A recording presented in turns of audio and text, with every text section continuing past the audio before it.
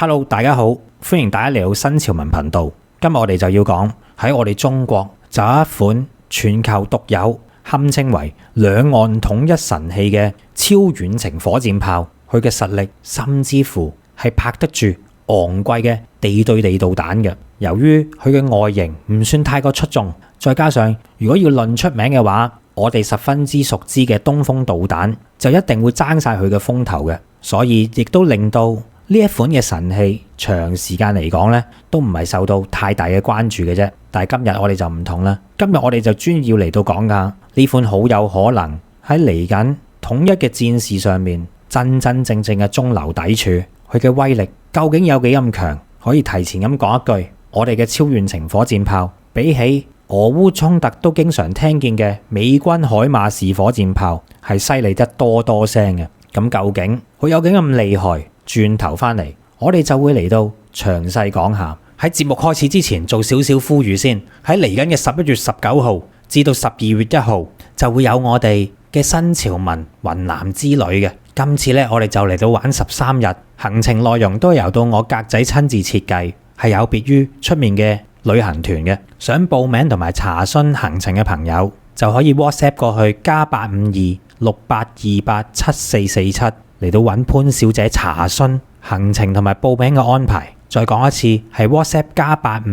+85268287447揾潘小姐查詢行程嘅詳情以及係報名嘅事宜嘅。而另外，我亦都會喺今集嘅節目尾段嚟到做一個20多分鐘嘅今次旅程嘅詳細介紹嘅。想知道嘅朋友，亦都可以翻到去呢條片裏面最後嘅20多分鐘嚟到了解一下今次由我親自設計嘅呢個團裏面嘅詳情，了解一下今次嘅雲南之旅係一次養生之旅嚟嘅，就特別適合一啲年紀比較大嘅朋友。想知嘅記得睇埋最後嘅20多分鐘影片啦。喺節目開始之前，請分享、讚好、留言、訂閱新潮文頻道、新潮文2.0頻道同埋我哋嘅 Facebook 專頁。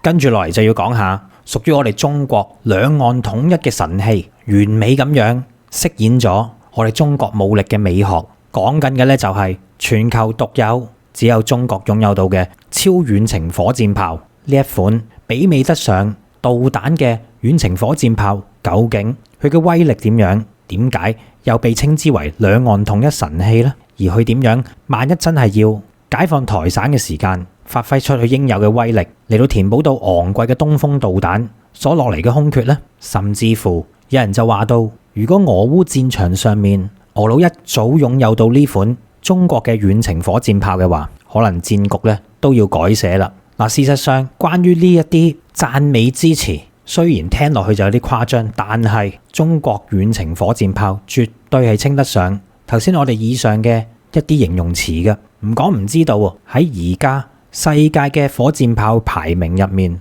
雖然呢啲唔係一啲咩官方嘅排名，但係從咁多嘅唔同世界各地嘅世界火箭炮排名，我哋就可以睇到啊，中國嘅火箭炮家族去到今日的而且確係百花齊放、全面開花嘅。由現在計，中國出產嘅火箭炮分別就喺火箭炮排名榜入面已經進駐住第1名、第2名、第4名、第7名以及第10名嘅世界前10名裏面呢，就有5個係我哋一手包辦嘅啦。其實喺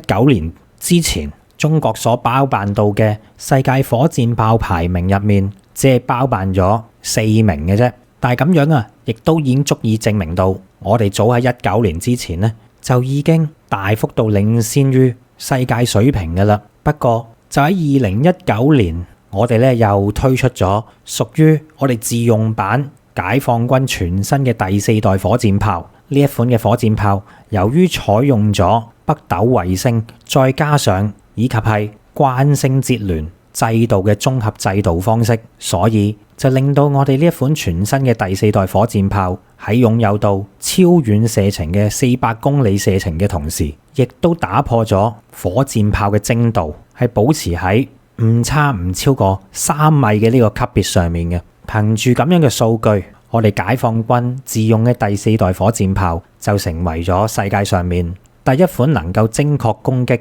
包含到海上船隻、軍艦以及係陸上嘅坦克、步兵戰車，以及係傳統固定目標於一身嘅全方位精確打擊型火箭炮。呢一個唔單止係刷新咗新嘅世界紀錄，而且亦都令到全世界唔同各國充分咁了解同埋認識到我哋中國嘅軍工水平嘅。嗱，關於呢款第四代嘅自用版火箭炮，佢正式亮相嘅日子呢，其實就係位於2019年國慶70週年閱兵式裏面亮相嘅。佢嘅亮相唔單止令到我哋中國人民留下咗深刻嘅印象，更加係俾對岸，尤其係對岸嗰啲一直想搞台自立嘅分子，亦都留下咗深刻而不能磨滅嘅印象。令佢哋感到細思極恐嘅就係，我哋中國已經率先將呢啲第四代新型嘅火箭炮已經部署喺距離台海最前沿嘅一啲地方，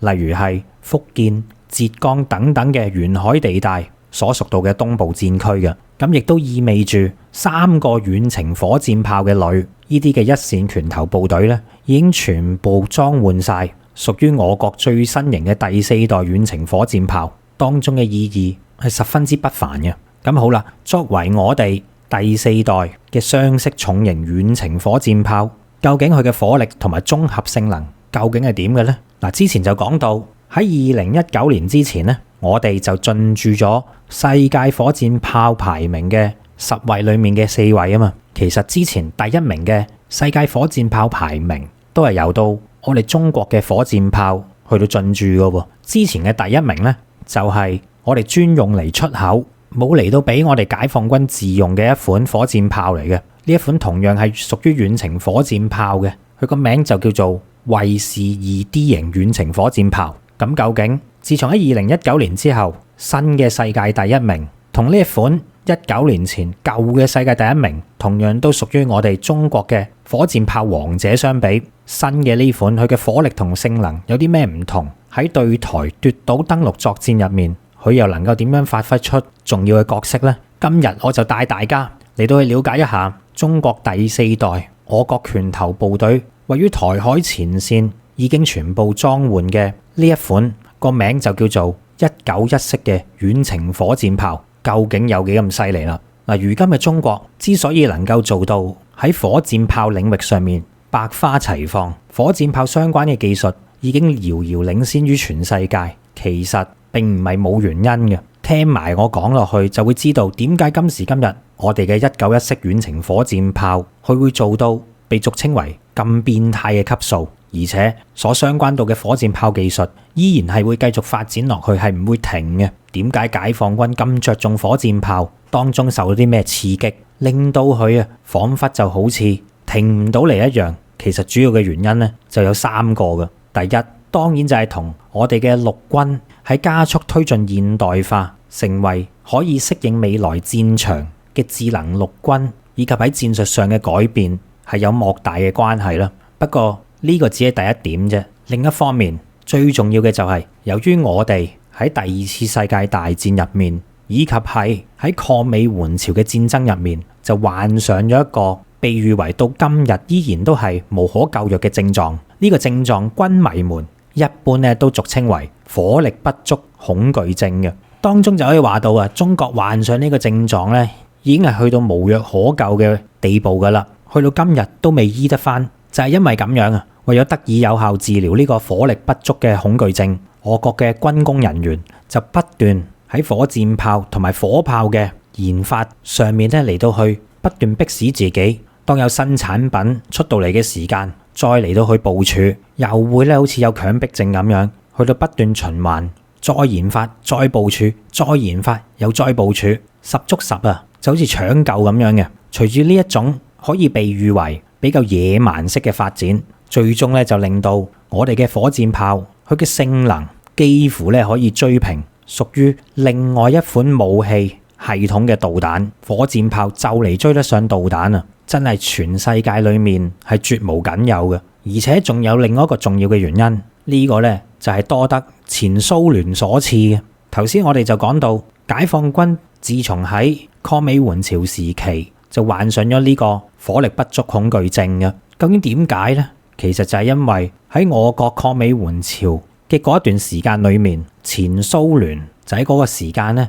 就嚟到大力援助軍援我哋嘅。而喺二次世界大戰入面，蘇聯紅軍就已經養成咗一個傳統，呢個傳統就係佢哋唔單止十分之偏愛使用到一啲陸軍嘅遠程火力，例如係火炮啊，火炮喺蘇聯嗰邊亦都被稱之為戰爭之神嘅，而且同樣對住射程更遠、覆蓋範圍更加廣嘅火箭炮，可以話到係佢哋就係發明火箭炮打擊嘅始祖嚟嘅，而且仲要喺實戰上面嘅添，就唔係喺實驗室。嗱，二次大戰嘅時間呢，蘇聯已經將火箭炮嘅應用發揮到極致㗎啦。我哋中國作為喺早期嘅時間係師承於呢個蘇聯嘅，所以喺戰術運用上面其實都係一脈相連，承繼咗早期蘇聯簡單而粗暴嘅火炮及火箭炮戰術精髓嘅。並且我哋係患上咗火力不足恐懼症㗎嘛，所以更加係將呢種精神發揚光大。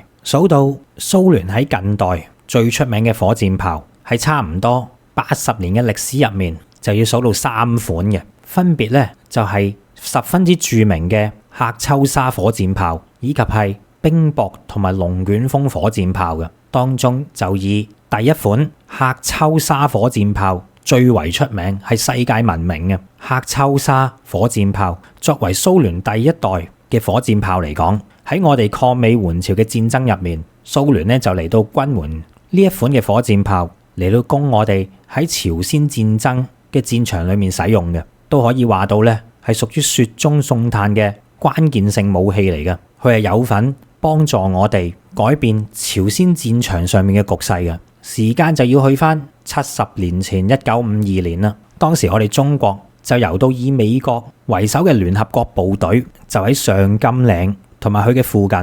展開咗著名嘅上甘嶺戰役。當陣時，美國以及係聯合國軍就總共調集咗大概6萬幾嘅兵力嘅。而除此之外咧，仲有300幾門嘅大炮、170幾輛嘅坦克，同埋3000多架次嘅戰機嘅。就憑住咁樣嘅火力咁強大，就嚟到對我哋志願軍嘅位於上甘嶺嘅陣地發起猛攻。嗱，上甘嶺嘅陣地其實就唔係好大嘅啫，喺呢個僅只有3.7平方公里嘅上甘嶺陣地上面，我哋嘅志願軍部隊作為防守方係進行咗頑強嘅抵抗嘅。喺持續43日嘅戰事入面，志願軍就總共同聯合國軍反覆爭奪陣地嘅次數咧係達到59次咁多嘅。大家喺擊退完大家之後，又重新攞翻陣地，來來回回達到59次之多。喺呢場上甘嶺嘅戰役入面，我哋就總共擊退咗聯合國軍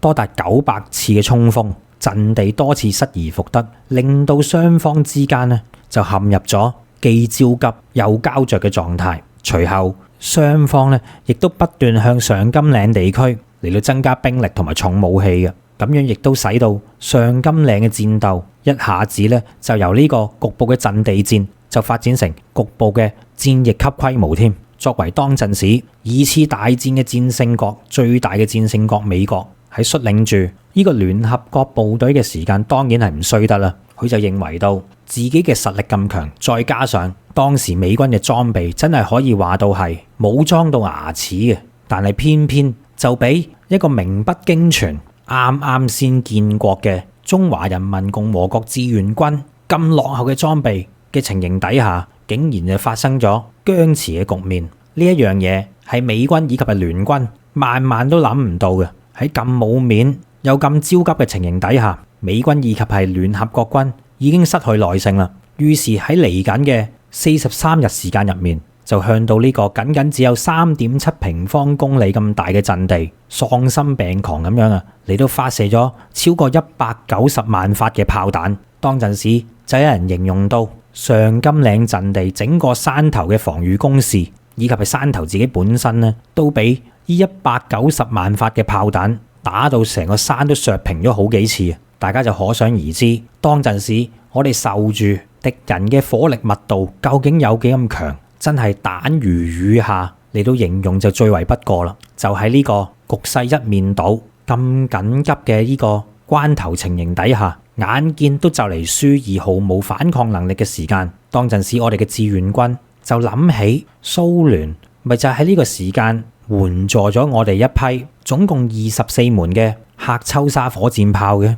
咦？呢個睇嚟係我哋唯一一個能夠同美軍對面咁強大嘅火炮密集程度可以相抗衡嘅武器嚟嘅喎。只有出動喀秋莎火箭炮先至可以嚟到同佢抗衡嘅。就喺呢個時間，我哋全軍一次過動用呢啲由到蘇聯援助俾我哋嘅喀秋莎火箭炮，24門嘅呢啲火箭炮齊集嘅時間，我哋就向住美軍同聯軍嘅方向嚟到做咗2輪嘅齊射嘅。經過呢2輪嘅齊射，每一架喀秋莎火箭炮車就可以裝載住16發嘅火箭彈，最大嘅射程咧就係嚟到8.5公里嘅。咁如果24門嘅喀秋莎火箭炮同一時間發射嘅話，就即係話一輪嘅齊射就可以打出384發132毫米嘅火箭炮彈嘅。2輪嘅齊射就係總共打咗768發咁多。就喺經歷完呢2輪齊射之後，我哋就嚟到全殲咗一個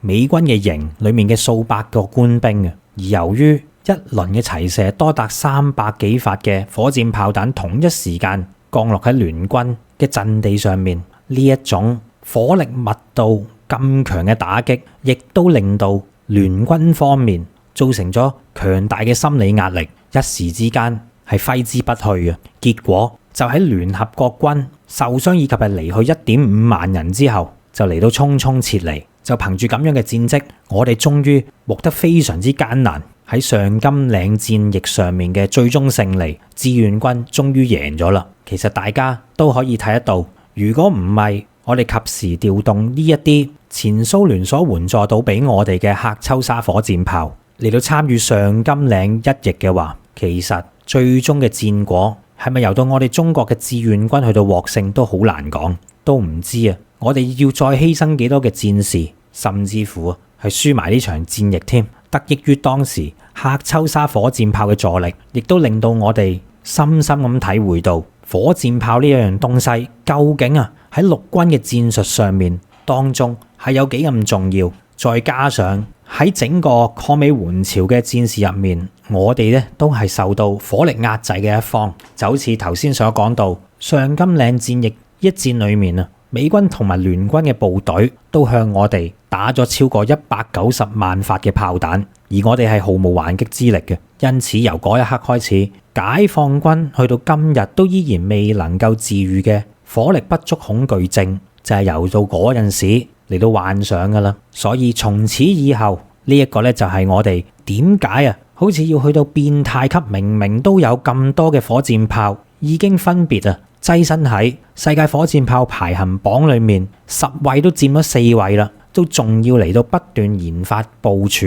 再研發再部署嘅原因，因為呢個病真係病得唔輕，銘記於心嘅。嗱，喀秋莎火箭炮佢就咁厲害啦。關於呢一點，蘇聯當然佢自己都好清楚啦，但係畢竟嚟講咧，蘇聯就冇我哋解放軍咁樣嚟到患上呢個病啊嘛。所以其實佢喺火箭炮嘅研發上面咧，就冇話去到咁盡嘅，只不過係以繼承優勢為主嘅啫。由2次大戰結束之後，去到90年代初期，蘇聯去到後尾嘅俄羅斯，佢嘅火箭炮發展都係以一個平均而平緩嘅速度嚟到去一代接一代咁誕生嘅啫。喀秋莎火箭炮之後，又有咧呢個冰雹火箭炮，之後咧就嚟到90年代初期，去到呢一款BM30嘅龍捲風火箭炮，曾經就喺90年代初就令到我哋中國嘅軍工界大開眼界嘅。嗱，講起龍捲風火箭炮，其實到今時今日我哋都聽到佢個名嘅，因為喺俄烏戰場上面都經常出現呢款火箭炮。呢一款喺1987年已經入役嘅龍捲風火箭炮，其實已經相比起2次大戰時期第一代嘅喀秋莎火箭炮當中嘅132毫米口徑嘅火箭炮彈咧，就已經係提升到去300毫米級嘅大口徑噶啦。而龍捲風火箭炮就裝備12粒火箭炮彈嘅，所以佢一部龍捲風火箭炮發射車一次齊射咧就係12粒300毫米嘅火箭炮彈，而佢嘅射程咧亦都係達到去90公里咁遠嘅。第一代嘅喀秋莎火箭炮只有8.7公里嘅射程啫，所以嗰個進步咧經過咗2代以後咧，都已經可以話到係咧，已經係今非昔比噶啦。而佢嘅死對頭，亦都係今時今日我哋經常喺俄烏戰場上面聽見嘅，就係由到美軍所裝備到嘅227毫米口徑嘅海馬士火箭炮啦。嗱，海馬士火箭炮佢嘅射程就係70公里，所以如果我哋齋聽呢啲表面數據嘅話，我哋就會睇到，咦，好似俄羅斯嗰隻龍捲風火箭炮勁啲喎，佢嘅火箭炮炮彈嘅直徑係300毫米，美軍海馬士佢嘅口徑咧就係227毫米，睇嚟龍捲風火箭炮嗰款火箭炮彈係比較大啲喎，再加上龍捲風火箭炮射程90公里，海馬士火箭炮就射程70公里，睇嚟龍捲風係有住明顯嘅優勢喎。嗱，表面數據就係咁，但係其實時至今日亦都係嘅，喺俄烏戰場上面，海馬士火箭炮最大嘅優勢就在於佢係加裝咗制導功能嘅，亦即係話到佢係可以精確打擊目標嘅。自從加裝咗制導功能之後，海馬士火箭炮就可以精確命中喺70公里以外嘅固定目標。呢一樣嘢係過往以前嘅所有火箭炮都唔具備到嘅性能嚟嘅。從來火箭炮嘅打擊戰術都係得個大概嘅啫。究竟係咩意思呢？意思就係火箭炮係冇制導、冇導引嘅，有導引嗰啲叫導彈。從來嚟講，火箭炮只係瞄準住敵方大概嘅方向，然之後通過簡單嘅計算，將火箭炮彈射向對方，用一個覆蓋面廣但係精準度唔高嘅形式嚟到去打擊對方嘅啫。所以就正如好似上甘嶺戰役一樣，點解係要用到多門嘅火箭炮進行一輪又一輪嘅齊射？其實目的就係喺冇制導情形底下嘅火箭炮使用到大量嘅齊射，咁樣嘅方式咧就可以覆蓋一個面積更加廣嘅地方。由於佢係冇導引嘅關係，所以係採取住大數法則咁樣嘅形式嚟到去打擊對方嘅啫。意思就係我射咁多火箭炮彈喺大概嘅方向，都總有一粒中啦啩。就算唔中啊，亦都可以盲拳打死老師傅。尤其係當知道對方嘅部隊大量集結喺該處嘅時候，所帶嚟嘅摧毀威力咧，就真係完全唔講得笑嘅。但係隨住時代嘅改變，而家火箭炮就竟然加入埋制導嘅功能，就係由到美軍海馬士火箭炮開始，火箭炮嘅定位就開始作出咗改變啦。從以前大量傾瀉於對方，到而家精準嘅打擊，已經發生咗一個翻天覆地嘅改變。咁當然啦，海馬士火箭炮即使佢有制導功能都好，佢只不過係能夠精確打擊一啲固定目標嘅啫。所以大家今時今日喺俄烏嘅戰場上面都可以見得到海馬士火箭炮佢嘅戰績以及係出名程度咧，係比起俄佬用嘅龍捲風火箭炮咧係嚟得優勝嘅。咁當然啦，喺經歷咗咁多年，海馬士火箭炮又好，龍捲風火箭炮又好，都係有經過升級改造嘅。再加上海馬士火箭炮所提供到嘅打擊數據係有整個北約嘅情報收集系統嚟到支援嘅，呢一點亦都係海馬士火箭炮獲得咁多戰果嘅重要原因。不過無論龍捲風又好，海馬士都好，如果相比起我哋中國嘅火箭炮，就真係可以話到係只係小巫見大巫嘅啫。呢一樣嘢唔係我哋自己亂噏嘅。曾經就有一名俄羅斯嘅軍事專家喺參觀完我哋解放軍嘅火箭炮部隊嘅一場軍演之後，佢就好感慨地咁講到，呢個世界上面咧只係得2款嘅火箭炮嘅啫。第一款就係中國製造嘅火箭炮，而另外一種就係非中國製造嘅火箭炮。大家明唔明個意思啊？我相信大家都應該明白哦。呢位俄羅斯嘅軍事專家，佢嘅慨嘆其實就係嚟自於中國嘅火箭炮係有別於全世界咁特別，性能特別出眾咁嘅意思。嗱，講到嚟呢度，我哋之前就話到，曾經世界排名第一喺世界火箭炮排行榜入面嘅王者咧，就係我哋專攻出口而非自用嘅中國衛士 2D 型火箭炮噶嘛。就喺我哋嘅第4代自用版火箭炮出現之前，佢係排第一嘅。嗱，其實呢一款中國衛士 2D 型火箭炮當陣時佢嘅口徑咧已經係提升到去425毫米噶啦，亦即係話到啊，衛士 2D 型火箭炮佢嘅口徑幾乎就係美軍海馬士火箭炮所使用到嘅227毫米嘅接近2倍咁滯啦。再加上衛士 2D 型火箭炮，佢嘅火箭彈長度咧係有成8100毫米，亦即係8.1米咁長。佢所裝載到嘅彈頭個戰鬥部都已經係去到250公斤啦。呢個咁嘅重量已經超過大多數專用嚟打戰艦嘅反艦導彈佢嘅彈頭重量啦。大家就可想而知佢嘅威力去到邊度。再加上佢同時擁有到480公里嘅最大射程嘅，咁有人就會話啦，哇！呢一款曾經嘅世界第一，我哋專攻嚟出口嘅衛士 2D 型火箭炮，性能都咁強啦，點解會由第一位嘅寶座位置跌咗落嚟嘅？其實原因就係佢有一個唯一嘅不足之處嘅。呢個不足之處就係呢一款嘅火箭炮，好遺憾地，佢嘅精度唔係咁高，佢嘅精度誤差係有300至400米咁多嘅。雖然佢嘅射程夠晒遠，威力夠晒強，但係佢唔係咁準咧。但係咁樣都唔係話乜嘢壞處，因為火箭炮嘅角色嚟講咧，其實並非刻意要求佢打得咁準嘅。不過正因為係咁樣，就有到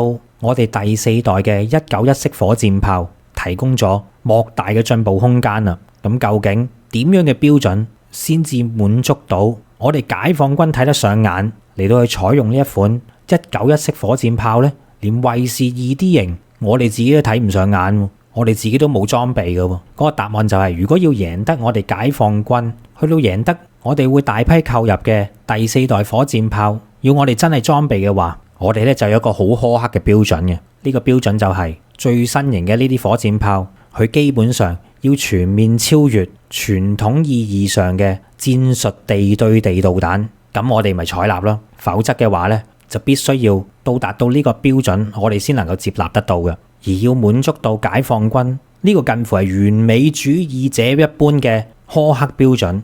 ，191式火箭炮或者叫做 PHL 191式火箭炮，佢先至有到今時今日世界第一嘅地位。究竟佢嘅數據指標係點樣嘅呢？我哋而家就嚟講下191式火箭炮嘅誕生先啦。其實191式嘅誕生並唔容易嘅。呢款火箭炮喺2013年立項，經歷咗漫長嘅研發以及係測試階段，去到2019年1月先至正式裝備部隊，並且亦都係19年同年嘅大閱兵之中首次亮相嘅。雖然佢嘅亮相就冇喺同一個閱兵場合上面嘅2大鎮國之寶東風41洲際彈道導彈以及係東風26中程彈道導彈咁搶眼，亦都冇可以裝備起潛水艇，幾乎打到去全球範圍內任何一個地方嘅巨浪2型潛射洲際彈道導彈咁搶眼。呢個的確係事實，但係無可否認嘅就係，比起呢啲頭先我哋上述講到嘅鎮國之寶191式火炮喺實戰嘅出場同埋上鏡率咧，偏偏就係最高嘅喎。特別係對於台海呢個戰場環境嚟講，簡直就係度身訂造嘅殺手鐧。191式佢嘅火箭發射車係採用咗8×8嘅輪式高機動越野底盤嘅，成架車佢嘅戰鬥重量就係45噸，喺加滿油嘅情況之下係可以行駛650公里嘅，而最大嘅公路時速亦都去到60公里。191式火箭炮所採用到嘅就係我哋俗稱為盒仔式嘅火箭炮，正式個名咧就叫雙式火箭炮。雙式火箭炮即係意味住佢可以透過換唔同嘅發射箱嚟到切換唔同口徑之間嘅火箭炮彈，係屬於一個模組化嘅設計嚟嘅。咁樣就可以使到191式火箭炮隨住戰術運用上嘅不同嚟到配搭唔同射程、唔同威力嘅火箭炮彈。而且呢啲盒仔式嘅火箭炮發射箱，呢個箱佢本身自己就係集儲存同埋發射於一身嘅。平時嚟講，嗰啲未發射嘅火箭炮彈都可以儲存喺呢個箱入面，等待發射嘅時間直接裝上架車度咁就得噶啦，就唔使話到要發射嘅時候先至用到傳統嘅方法將啲火箭炮彈裝上架車。情形咧就等同於一個個貨櫃箱咁樣去諗，咁樣就得噶啦。喺呢啲一個個盒唔同組合嘅火箭炮彈裏面，191式火箭炮既可以發射2組5連裝總共10粒嘅300毫米火箭炮彈，亦都可以裝2組4連裝嘅口徑比較大啲嘅370毫米火箭彈亦得嘅。呢兩個配置就係佢最常見嘅一般狀態嚟嘅。300毫米火箭彈佢嘅射程大概就係150至200公里之間，而370毫米嘅火箭彈更加係可以打出超過300公里嘅射程嘅。喺咁樣嘅狀態底下，甚至乎佢可以裝換上一組2連發嘅最大口徑750毫米嘅地對地導彈都仲得嘅。嗱，呢款嘅地對地導彈佢最大嘅射程咧，仲可以係去到600公里咁遠添。當然，如果去到呢個口徑，我哋咧就真係要改一改名啦，唔再係火箭彈啊，直頭係地對地導彈咁嘅級數噶啦。而家有傳就話到，其實一般裝備到嘅370毫米火箭炮彈，佢嘅射程可能唔止300公里嘅，係可以去到400幾公里呢一個參數嘅。不過即使去唔到呢個數字，射超過300公里遠啊，都相當之恐怖啦，係絕對能夠覆蓋晒整個台省嘅。喺咁樣嘅情形底下，透過唔同組合之間嘅火箭炮彈嘅更換，就可以嚟到適應唔同嘅地面目標，打擊唔同嘅需求都得以滿足啦。嗱，正如我哋頭先話齋，第4代嘅遠程火箭炮，其中一個最重要嘅標誌性就係在於佢嘅打擊精度。191式火箭炮係第一款完全實現信息作戰高度自動化嘅一款火箭炮嚟㗎。佢能夠自動完成地形軌跡嘅定位，仲能夠快速咁樣去到自動確認發射嘅仰角，亦都能夠自動調整發射參數並且實施打擊嘅。而喺呢個過程入面，數據上面嘅調校咧，就主要嚟到靠到集團軍嗰邊所傳導過嚟嘅信息，即係話靠晒整個陸軍嘅體系，甚至乎係其他軍種所傳導嚟嘅數據。只要呢啲數據傳到191式火箭炮車上面，佢就可以自動嚟到坐標方位 set 好晒啲數據嚟到作出打擊噶啦。嗱，咁樣咧都唔係佢最犀利嘅一點喎。最犀利嘅就係191式火箭炮，佢上面頭先我哋講到啦，就以370毫米火箭彈咁計，佢一次過係可以裝2組4連裝，即係8粒嘅370毫米火箭炮彈噶嘛。而佢最犀利嘅地方就在於，佢可以為到唔同嘅火箭炮彈嚟到定裝唔同嘅射擊數據嘅。每一粒嘅炮彈都可以輸入唔同嘅打擊方向目標嚟到俾佢哋嘅。咁樣即係意味住191式火箭炮係可以一次射晒8粒嘅火箭彈攻擊同一個目標又得，亦都可以實現到一架火箭炮車將8粒嘅火箭炮彈嚟到去打8個唔同嘅目標都得。而且呢一啲打擊都係屬於精確式嘅打擊。關於呢一點呢，係革命性嘅技術嚟嘅。同一時間，如果打晒8粒彈啦，咁點算呢？嗱，傳統嘅火箭炮彈佢就要嚟到重新填裝噶咯。重新填裝嘅時間呢，當然就係一粒一粒咁入落去嗰個箱度啦。但係191式火箭炮咧係唔需要咁做嘅。正如頭先話齋，佢係採取住一個雙型雙式嘅載彈方法噶嘛，亦即係只需要將一個載有填滿火箭炮彈嘅呢啲發射箱重新咁換落去191式火箭炮彈車上面呢，咁樣就得噶啦。情形就等同於要發射連子羹嘅架撐一樣，你逐粒逐粒彈入落去梗係慢啦。但係如果你換嘅係一個連子羹夾，只需要將舊嘅丟棄咗，然之後一嘢插個新嘅落去，咁樣嚟講就能夠立即發射。用咗呢一種技術以後，191式火箭炮車要換到新嘅彈藥，佢嘅速度咧係可以達到佢10分鐘以內嘅。同樣地，呢個速度亦都係做到極致嘅。而由於第4代嘅191式火箭炮彈，佢係屬於精確打擊型嘅，所以就以裝載370毫米火箭炮彈咁樣去計啊。呢啲火箭炮彈上面咧都係安裝住小型嘅慣性制導系統，以及係北斗衛星制導嘅組件嘅。喺有到呢啲組件嘅時間咧，就可以令到191式火箭炮喺打擊400公里嘅目標嘅時間，嗰個誤差或者叫嗰個精度係擁有到米級嘅精度，係唔超過3米嘅誤差嘅。其實我自己睇過一啲片，分分鐘比呢個數據更加恐怖。喺解放軍嘅一啲火箭炮訓練科目所拍攝嘅影片裏面可以睇到191式火箭炮喺訓練科目嘅時間呢，就喺大概百幾公里遠，就同時間一前一後就嚟到發射2枚嘅火箭炮彈嘅。其中第一枚精準命中所預定嘅目標就係一幅三角嘅彩旗嚟嘅，要做到咁已經係相當之難噶啦。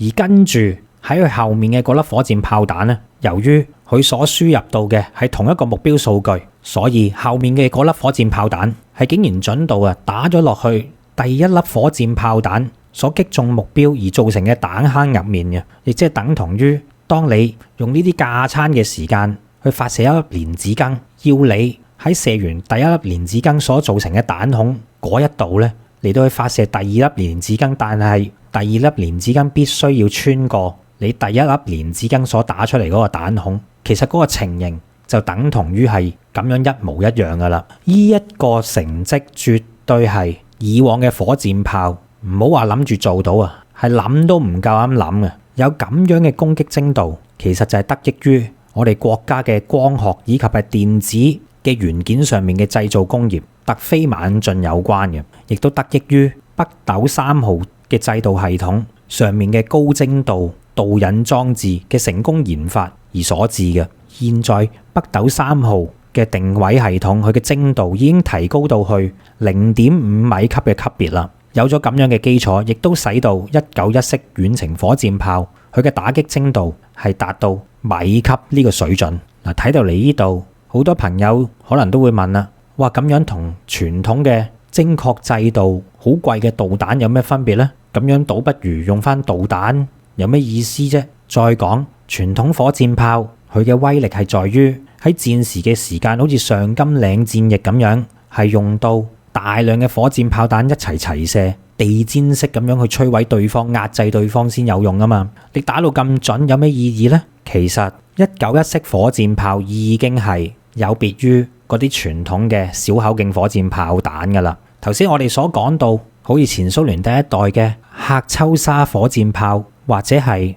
嗰啲比較小口徑嘅火箭炮，當然係要採取住呢一種嘅形式去打擊對方啦。因為呢啲小口徑火箭炮佢嘅射程係遠遠都比唔上191式嘅，而191式遠程火箭炮佢嘅意義就在於一旦擁有到呢一種精度嘅打擊嘅時間就令到我哋嘅陸軍部隊提供咗多一種選擇，可以使用到一個比較平嘅形式嚟到將陸軍傳統只有70公里範圍內打擊嘅呢個距離就嚟到大幅擴展到去到400公里，亦都令到傳統嘅陸軍喺唔需要有空中嘅支援情形底下，就擁有到打擊對方喺比較遠距離嘅機場、兵營、港口、發電廠等等嘅重要設施。咁當然仲有打擊到對方嘅雷達站、指揮中心，甚至乎一啲地下嘅目標。唔單止咁樣，仲可以用到嚟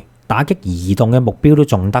呢一個呢，就係傳統火箭炮唔具備到嘅能力，佢係可以用到嚟打擊對方嘅坦克、步兵戰車，甚至乎連海上嘅艦艇呢一啲具有移動能力嘅目標咧，都能夠打擊嘅。特別係海上嘅移動目標啦，解放軍嘅北部戰區某一個嘅火箭炮炮兵旅就曾經喺一次嘅演習裏面喺渤海灣嗰度就嚟到實彈演習，嚟到用火箭炮彈摧毀咗一艘幾千噸級嘅靶艦嘅。如果話到傳統陸軍係要具備到打擊移動中嘅海軍艦隻、打擊敵人嘅水面艦隻呢一樣嘢亦都係喺傳統上嚟講係唔具備到呢個能力嘅。而雖然呢啲火箭炮彈喺經過加裝北斗制導系統同埋慣性制導系統之後，雖然佢嘅價格係有所提升，但係佢嘅成本始終比起傳統嘅反艦導彈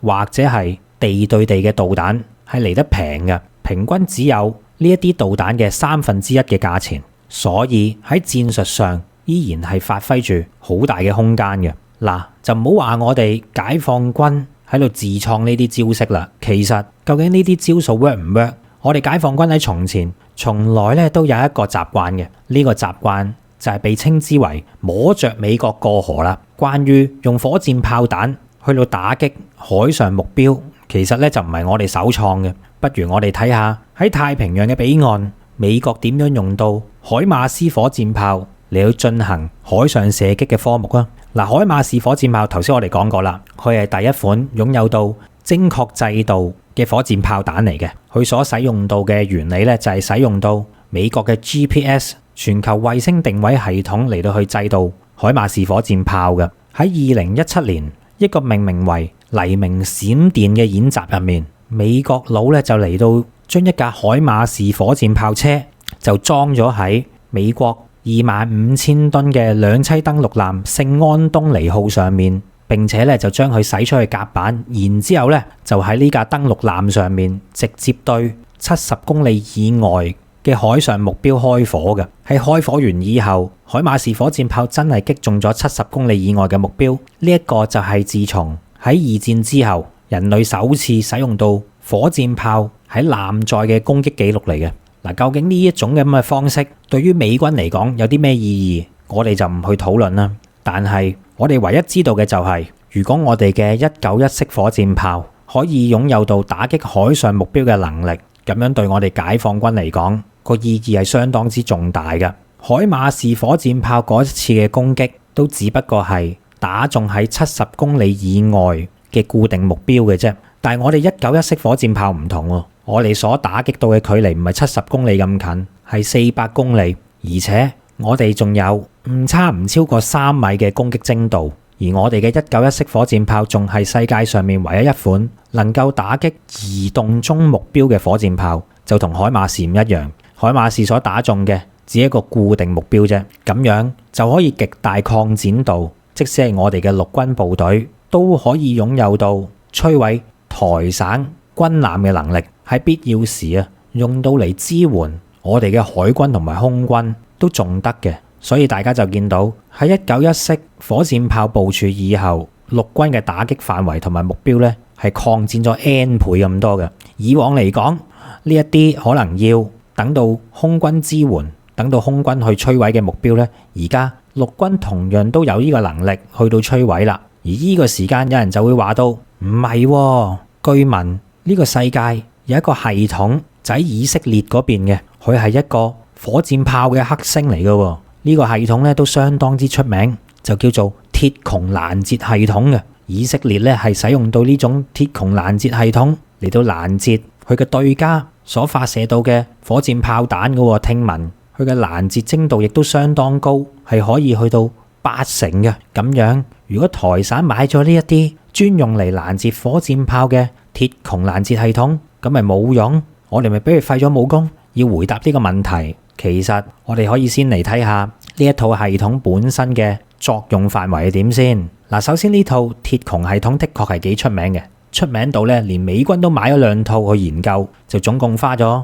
3億7300萬美金去買嘅。呢個價咧已經係相當於2架先進嘅第5代隱形戰機嘅價格啦。而鐵穹攔截系統所採用到嘅攔截彈，佢個名咧就叫做塔米爾。一粒嘅塔米爾攔截彈，佢嘅價格咧係高達4至8萬美元不等嘅，亦即係折合大概係人民幣26至52萬不等啦。嗱，呢個價咧都可以話到係高出普通嘅小型火箭炮彈成100倍嘅價錢噶啦，甚至乎係幾百倍添。大家須知道喎，以色列嘅對手個名就唔方便講啊，因為係客人組織嚟嘅，喺美國嘅定義，油管好敏感嘅。嗱，總之佢嘅對家一次過咧可以向到以色列發射上千枚嘅火箭彈嘅。大家試諗下，如果以色列要去到攔截佢嘅對家，一次過當佢射1200枚嘅火箭彈啦，咁樣以色列咧就要嘥6000萬美元，折合3.88億人民幣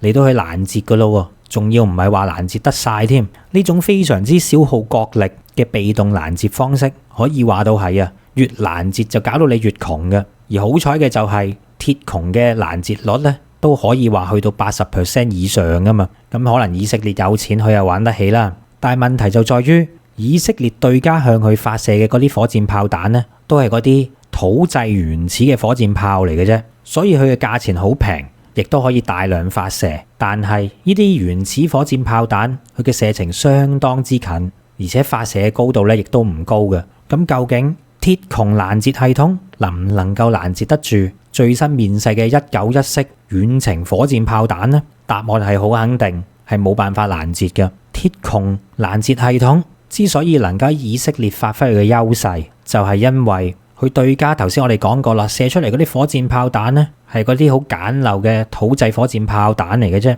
鐵穹攔截系統要去攔截嗰啲10公里、8公里至到幾十公里射程嘅火箭炮彈，佢係能夠絕對勝任嘅。因為鐵穹攔截系統之所以咁準，就係因為佢可以捕捉住當對方發射呢啲火箭炮彈嘅時間。假設對方喺30公里遠嘅開外嚟到發射，當火箭炮彈由發射嘅嗰一刻進入到去上升階段，飛到最高嘅時間，鐵穹系統咧就會喺佢嘅下方捕捉住呢一支處於上升階段嘅火箭炮彈嘅區域嘅，並且經過計算以後，喺佢最脆弱嘅嗰一刻，因為佢仲爬升緊噶嘛，就嚟到攔截。因此咧，嗰個攔截率咁高咧，就係咁樣而嚟嘅。因為以色列嘅對家，我哋講個代號咧叫哈馬 B， 哈馬 B 咧，佢同以色列之間嘅關係係生活喺同一笪地方而發生衝突噶嘛，所以當哈馬 B 向到以色列發射火箭彈嘅時候，基本上係處於同一個區域嘅，所以鐵穹系統咪可以捕捉到呢啲火箭炮彈上升階段，並且將佢擊落咯。但係如果將鐵穹系統搬去台省呢，可唔可以用咁嘅攔截方式呢？唔好忘記台灣海峽，佢最近我哋嘅對岸呢就有130公里，而最大嘅闊度呢就有250公里。台海海峽係呈東北至西南嘅走向，北邊就窄，南邊就闊嘅。如果要鐵穹系統要隔住咁闊嘅海岸去到攔截由300公里或者更加遠以外發射嘅遠程火箭炮，基本上鐵穹系統係完全一粒都攔截唔到嘅，因為鐵穹系統嘅攔截雷達根本冇辦法探測喺幾百公里外所發射到嘅火箭炮彈嚟到捕捉佢嘅起飛階段、上升階段嘅，因為鐵穹系統只不過可以捕捉近距離嘅目標嘅啫。而當鐵穹系統意識到有火箭炮彈打嚟嘅時間，我哋嘅遠程火箭炮佢嘅炮彈咧，其實已經係處於平飛或者係末端嘅下降階段啦。呢個時間憑住鐵穹系統上面嘅雷達，佢已經係冇辦法進行攔截解算噶啦。況且我哋嘅191式火箭炮彈仲可以喺末端嘅時候實施機動式蛇形嘅走位。鐵穹系統喺面對住普通嘅遠程火箭炮彈都唔能夠攔截嘅時間，更何況係加入到末端機動蛇形走位嘅191式火箭炮啊！基本上嚟講咧，鐵穹系統嘅攔截機會率唔係誇張講句，係近乎零噶啦。而更加攞命嘅就係，如果191式火箭炮佢上面所配搭到嘅火箭炮彈唔係同一款，而係混合咗大小口徑唔同嘅火箭炮彈嚟到去作出混搭嘅飽和式攻擊嘅話咧，咁樣呢個時間啊就更加難攔截。由於191式火箭炮佢嘅火力密度非常之大，同一時間咧火箭炮嘅成本只有導彈嘅1/3啫，所以當大量密集嘅火箭炮彈喺同一時間齊射嘅時候，唔單止係會令到鐵穹攔截嘅系統崩潰，仲會令到對方嘅防空系統造成好大嘅壓力。情形就等同於叫你用隻手去到接瀑布所流下落嚟嘅水一樣，根本接極都接唔切嘅。即使你知道佢嚟都冇用，嗰個發射量之大，係會迅速令到台省嘅防空導彈全部消耗盡為止嘅，所以就會令到對方陷入一個兩難局面。究竟佢係攔截好定唔攔截好呢？如果用到一啲好似愛國者防空導彈，或者係台省引以自豪嘅天宮防空導彈嚟到去攔截，個性價比又唔符合喎。而且呢啲昂貴嘅高級防空導彈數量裝備有咁少，究竟點算好呢？但係我哋嘅火箭炮彈佢個威力都唔弱㗎喎，有成250公斤嘅戰鬥部，咁樣嘅戰鬥重量真係諗起都頭痕啊！所以點解叫做統一神器呢？係有原因嘅，就唔係話我哋亂噏亂作走去編出嚟嘅呢個名。當大量嘅191式火箭炮彈嚟到摧毀到唔同嘅台省軍事嘅目標、機場甚至乎艦隻嘅時間，就可以有效填補到昂貴嘅東風地對地導彈所剩落嚟嘅空缺就交俾191式火箭炮處理啦。而同一時間，當大量摧毀到呢啲目標嘅時間，亦都可以為到我哋嘅空軍部隊嚟到去開路，就能夠飛得更加近，嚟到發射巡航導彈，對到唔同嘅目標實施精確嘅打擊，甚至乎可以令到空軍部隊用一啲更加平嘅滑翔制導嘅炸彈咧嚟到去摧毀敵方嘅有生力量都仲得㗎。其實191式火箭炮佢犀利嘅地方當然就唔止咁簡單嘅，因為呢啲火箭炮彈咧仲可以裝載唔同嘅戰鬥部㗎喎。即係咩意思呢？即係話佢嗰個彈頭係可以裝一啲唔同功能嘅彈頭嘅。例如係咩彈頭啊？佢可以裝一啲雲爆彈，或者係鋼珠戰鬥部，甚至乎近年都好出名嘅子母彈啊、末敏彈啊、破片殺傷嘅一啲彈頭啊，等等等等。如果當採取住子母彈頭嘅時間，咁樣啊，就可以向到敵方嘅空軍基地形成火力嘅全覆蓋打擊。呢一種子母嘅彈頭，當去到敵方上空引爆嘅時間，係可以釋放600幾個小彈頭出嚟嘅。咁樣呢個時間咧，就可以瞬間用到1粒嘅火箭炮彈咧嚟到摧毀一個足球場範圍內咁大目標嘅車輛啊、雷達啊、泊喺機場上面嘅戰鬥機、電子設備，或者係嗰啲抬手軍嘅。而單一粒嘅呢啲小彈頭，佢嘅穿甲能力、佢嘅深度咧係可以大於95毫米嘅。而每一粒嘅小彈頭咧，佢嘅有效半徑亦都大於8米嘅。咁樣喺機場附近嘅嗰啲地對空導彈發射陣地，甚至乎話到啊，機場上面嘅指揮大樓或者係嗰啲飛機庫，亦都會受到摧毀嘅喎。咁當然嗰啲設計簡陋嘅飛機庫所泊到入去嗰啲戰鬥機咧，亦都同一時間會被摧毀嘅。咁當然，如果去到最極端嘅例子，191式火箭炮仲可以透過佢模組化嘅設計嚟到直接裝上頭先我哋講到射程有600公里嘅地對地戰術導彈都仲得嘅。如果用到呢一款地對地嘅戰術導彈嘅話咧，佢嘅射程同埋威力以及係精度就一定會比火箭炮更加強，精度更準，威力更大嘅。所以大家可以試諗下，喺呢一種火箭炮加導彈嘅打擊組合入面，自從陸軍有咗呢一種咁樣嘅能力之後啊，最遠可以打到600公里外。你話我哋解放軍喺當年所患上到嘅呢一個火力不足後遺症，係咪真係病入膏肓呢？所以話點解我喺之前嘅節目嚟到去講，如果俄佬都有呢一款191式火箭炮嘅出口型號 AR3型火箭炮嘅話，咁樣真係唔係誇張咁講句。如果喺火箭炮彈充足嘅情形底下，係真係有機會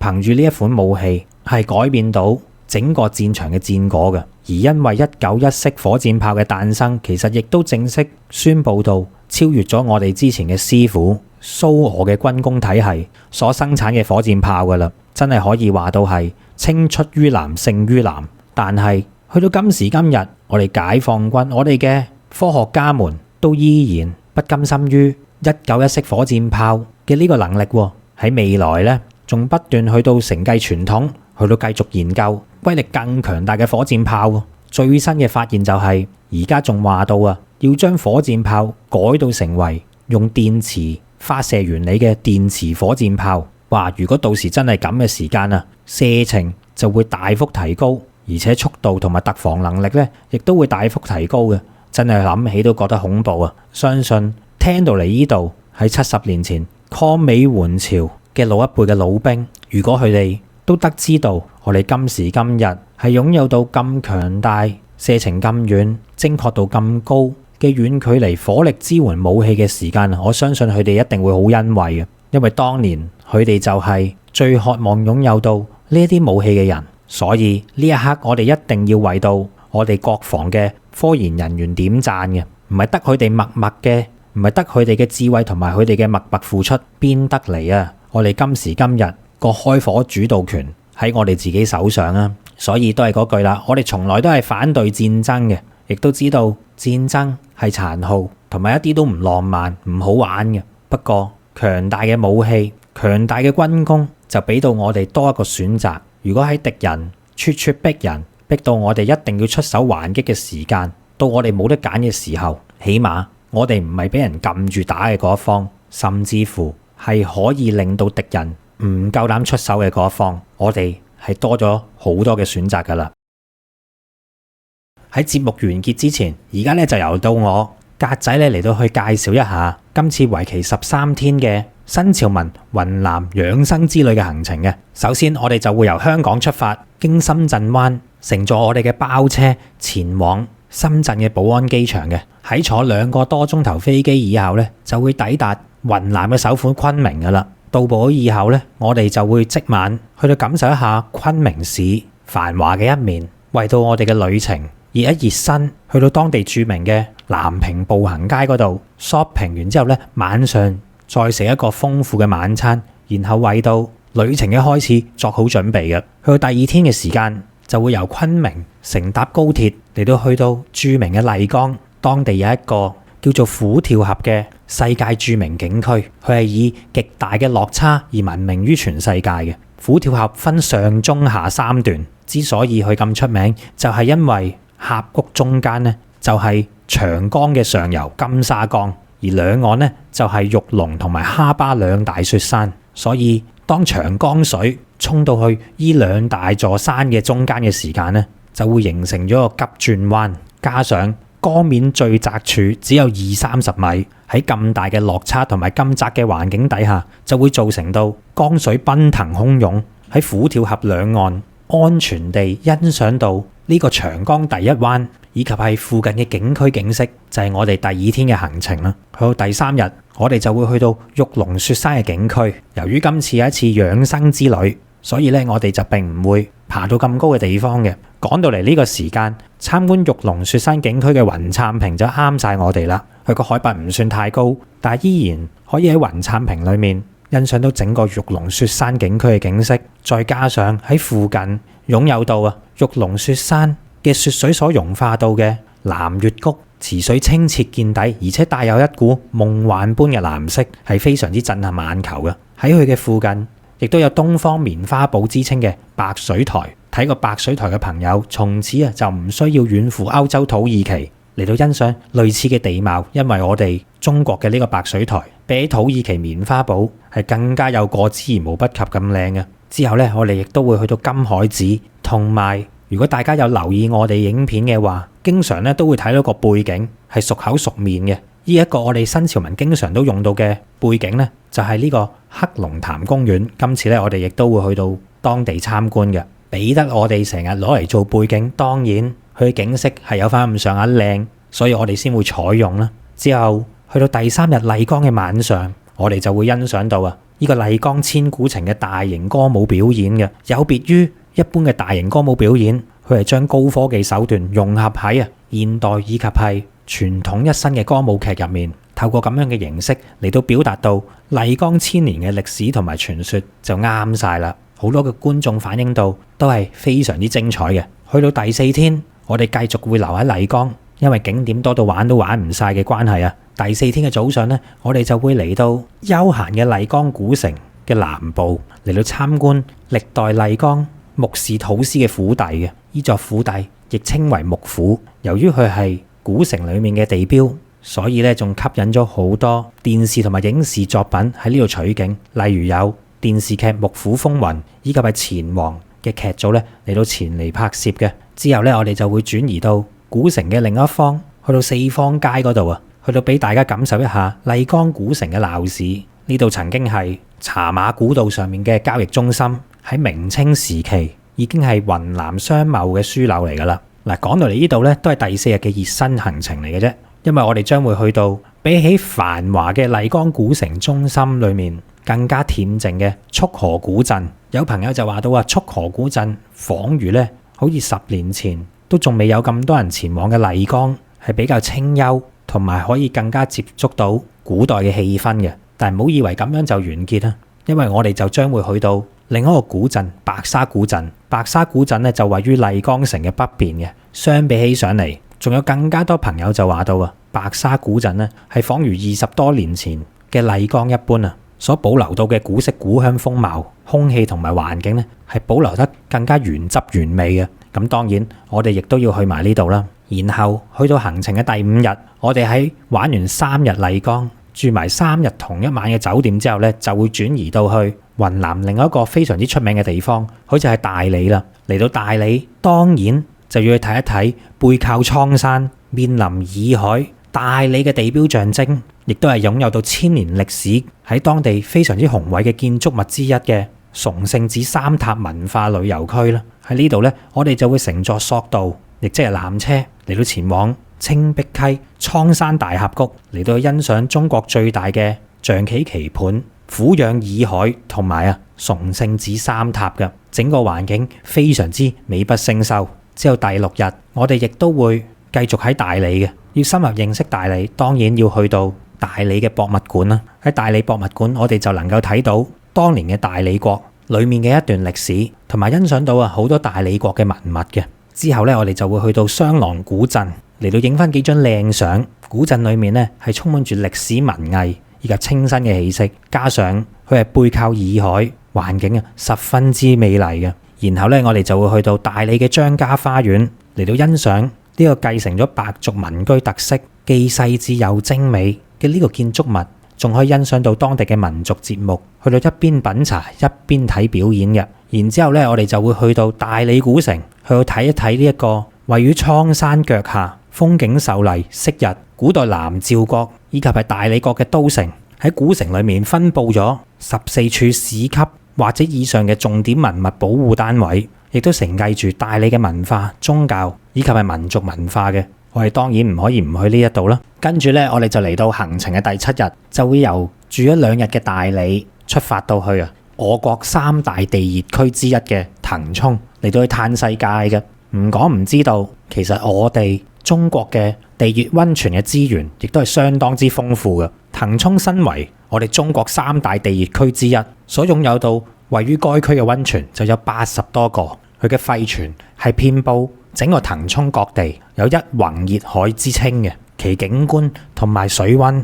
亦都係全國罕見。由於騰衝佔到我哋中國已知嘅溫泉數量差唔多成1/4咁多，當然我哋係要集中火力嚟到去感受一下啦。一到達騰衝嘅時間我哋就嚟到參觀當地非常之出名嘅騰衝火山熱海景區。呢度呢係一個國家5A 最頂級嘅景區嚟噶。之後呢，當然唔係齋睇啦，我哋仲要感受。我哋呢就會去到當地嘅一個最豪華嘅5星級溫泉，騰衝嘅和順柏巒溫泉嗰度浸溫泉。嗱，如果大家呢只係曾經去過類似日本等等嘅呢啲地方浸溫泉嘅話，咁就一定要試下屬於我哋中國人嘅溫泉究竟係點樣噶啦。當中嘅質量絕對係值得我哋自豪同埋光榮嘅。屬於我哋中國人嘅溫泉絕對唔差得過日本嗰啲嘅。喺浸完溫泉，食完牛肉火鍋當晚一覺醒來，去到第8天，我哋就會出發到去參觀芒市嘅猛獾大金塔嗰度。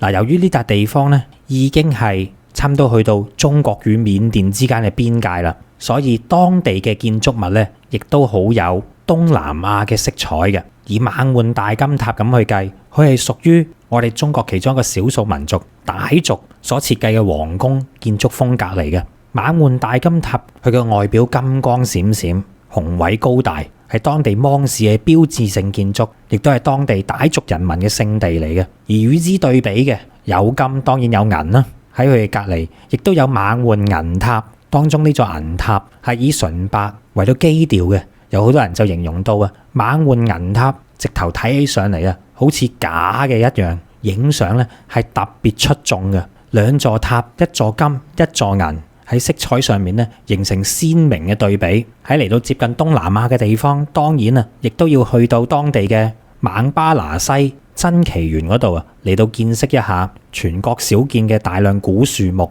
以及係世界罕見嘅直化沐浴石嘅。佢喺呢個奇珍園裏面所展出到嘅就有4個大字：稀奇古怪。而去到堪稱嘅亞熱帶植物當中，呢度嘅古樹好多都有超過過百年嘅歷史，而有500年歷史以上嘅古樹亦都係多不勝數，絕對值得嚟呢度參觀嘅。之後咧，由於我哋咁近到中緬嘅邊境，我哋當然要去埋中緬嘅口岸，亦即係著名嘅中緬一條街。喺呢度咧已經接近出到我哋中國嘅國家門口。用隻眼一睇就可以睇到啊，對面嘅緬甸噶啦。咁當然我哋唔會走過緬甸啦，然後咧亦都會去到著名嘅一寨兩國。呢個一寨兩國顧名思義就係位於中緬邊境之間嘅一座中緬邊陲小鎮。我哋咧就位於中國嘅嗰一側嚟到去參觀。喺呢度咧應該就係離緬甸最近嘅中國地方啦，嚟到感受一下當地傣族同埋景頗族嘅風土人情，亦都係非常之值得一去。尤其係啊嗰度所拍出嚟嘅相片咧，非常之漂亮。之後咧，我哋就會翻去騰衝嗰一度，因為咧我哋喺騰衝咧係會連住3日嘅，所住到嘅當然都係騰衝著名嘅溫泉酒店啦。不過嘆還嘆，我哋去到第9日喺前一晚浸完溫泉，朝早食完早餐之後咧，就會嚟到田西抗戰紀念館嚟開始我哋第9日嘅行程嘅。由於雲南嘅西部係當年我哋中國抗日戰爭嘅重要組成部分，好著名嘅緬甸至雲南嘅補給線，亦都係非常之近我哋今次要去嘅呢個地方嘅。田西抗戰紀念館所展示到嘅咧，就包含到抗戰後方、禦敵前線以及係怒江對峙等等嘅部分嘅展品咧，就係以抗戰嘅實物為主，包括圖片、文字以及係影像嘅資料。去到今時今日，我哋絕對要毋忘歷史。睇完之後啊，亦都會令到我哋感到十分之震撼嘅。喺參觀完田西抗戰紀念館，當然就要去到佢隔離嘅國殤墓園嗰度，去到向墓園裡面所長眠住當年抗日嘅遠征軍嘅幾千個英靈。呢度係為咗紀念中國遠征軍第20集團軍所陣亡嘅將士而修建而成嘅，亦都係全國有名嘅抗日烈士陵園。再之後咧，我哋就會去到和順古鎮。和順古鎮係茶馬古道嘅重鎮，亦都係西南絲綢之路嘅必經之地嚟嘅。佢環山而建，我哋當然唔可以錯過啦。嗱，之後嘅嗰一個景點咧，就係專為到11月同埋12月出發嘅朋友，你哋好彩啦，因為個季節啱晒啊！所講到嘅呢個景點咧，就係每逢喺金秋時分，就會變到金光燦爛嘅世界一般嘅銀杏村。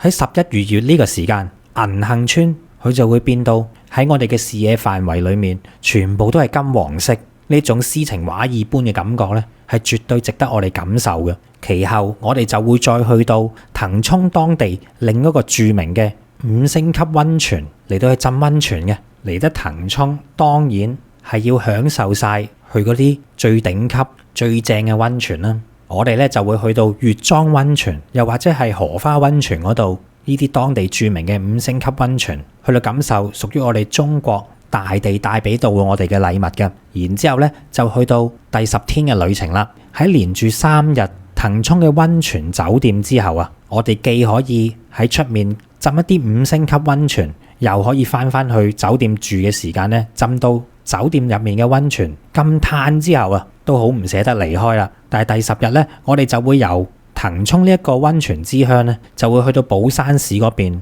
嚟到再搭列車前往呢個昆明嘅，翻去昆明啦。從前嚟講，我哋絕對唔可以選擇呢條路線噶，因為要由騰衝去寶山再翻去昆明咧，最近咧都只有唯有去大理嗰度搭列車翻去昆明嘅啫。但現在已經唔同晒啦，由於中國同緬甸嘅大通道建設獲得重大嘅進展，因此寶山至到昆明段嘅高鐵咧，就喺前1年正式就嚟到建造完成嘅。呢一段亦都係中緬鐵路裡面嘅其中一段，大理至寶山段嘅。我哋而家咧就新鮮滾熱辣喺中緬鐵路呢一段其中一段落成嘅時間咧，我哋就有機會感受到位於鄰國同我哋中國接壤嘅高鐵列車服務究竟係點樣噶咯。亦即係話到咧，我哋係可以喺翻去昆明嘅呢段路裡面感受一下中緬鐵路嘅其中一段嘅。而翻到去昆明嘅時間咧，我哋亦都會去到昆明老街。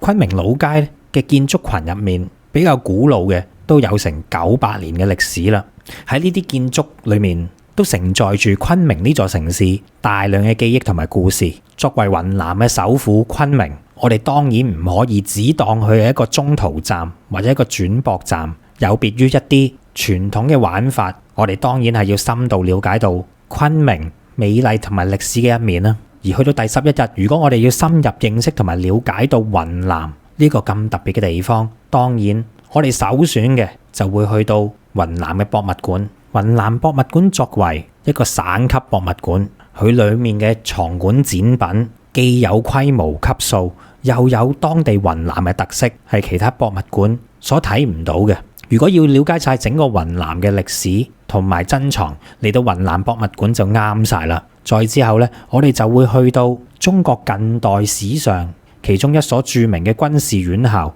陸軍講武堂嗰度參觀嘅。陸軍講武堂原本就係清朝為咗編練新式陸軍、加強邊防而設嘅一所軍事學校嚟嘅。後到尾就同位於天津嘅講武堂、奉天嘅講武堂並稱為中國三大嘅講武堂。之後呢，我哋就會去到昆明市內著名嘅翠湖公園。嗱，由於我哋出發嘅日期係11月以及係12月呢個時間嘅，所以呢，我哋就好彩啦。除咗頭先講到睇到銀杏村裏面金光閃閃之外，另一個當造嘅時間就係因為喺昆明市內有大量嚟自於西伯利亞嘅海鳥咧，為咗避過呢個嚴寒，就會嚟到春城呢一度嚟到去避寒嘅。因此，當我哋去到有春城之稱嘅昆明呢啲咁靚嘅公園嘅時間啊，都會有大量嘅海鳥聚集嘅情形俾我哋去到睇到嘅。當你隨手準備一啲麵包碎啊、乾糧啊，隨手向天空一揮嘅時間啊，就會可以惹嚟海鳥嘅啄食嘅。大家咧亦都不妨去到雲南嘅呢啲公園啊，去到餵下海鳥都仲得㗎。加上當地呢啲公園嘅風景十分之漂亮，絕對咧可以影得出一張你心目中想要嘅靚相嘅。之後嚟到行程嘅第12日，既然親近得動物嘅話，倒不如就去埋著名嘅昆明動物園嗰度參觀仲好啦。昆明動物園出晒名，係一個體驗相當之好嘅動物園嚟嘅，全國都聞名嘅。喺裏面呢，就有雲南嘅野生亞洲象，當然亦都唔少得作為鎮館之寶嘅大熊貓啦。喺園內面各式其式嘅動物都可以去到近距離進行互動，甚至乎係觸摸嘅。然後我哋亦都會去到另一個昆明市內著名嘅公園海壩公園嘅。再之後咧就會感受一下昆明當地嘅一個5星級溫泉益豪城堡溫泉，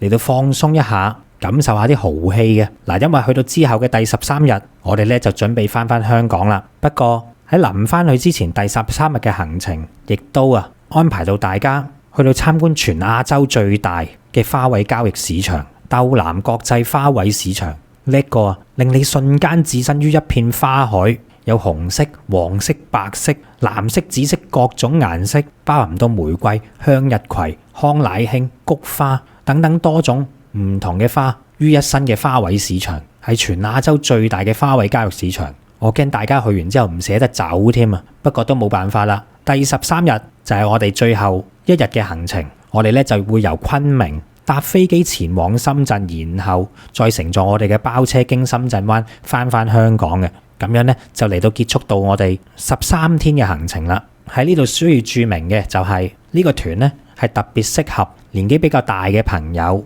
去到玩嘅，而且我哋喺行程裡面所坐到嘅旅遊巴都係我哋俗稱嘅飛機椅旅遊巴。喺我調教到整個行程嘅時間咧，亦都係就住年紀有翻咁上下嘅朋友去到度身訂造嘅，所以大家會見到留喺同一笪地方嘅日子會比較耐啲、嘆啲，腳步放得慢啲、輕鬆啲嘅。有興趣嘅朋友就快啲聯絡 WhatsApp +85268287447 揾潘小姐報名同埋查詢行程。再講一次，係 WhatsApp +85268287447 揾潘小姐報名同埋查詢行程。一旦決定咗，手腳要快啦，因為我哋新潮文嘅新潮之旅咧，從來報名速度同埋滿額嘅速度咧都係好快嘅。喺呢度咧要講聲唔好意思先，希望大家會中意我格仔親自設計嘅呢個行程。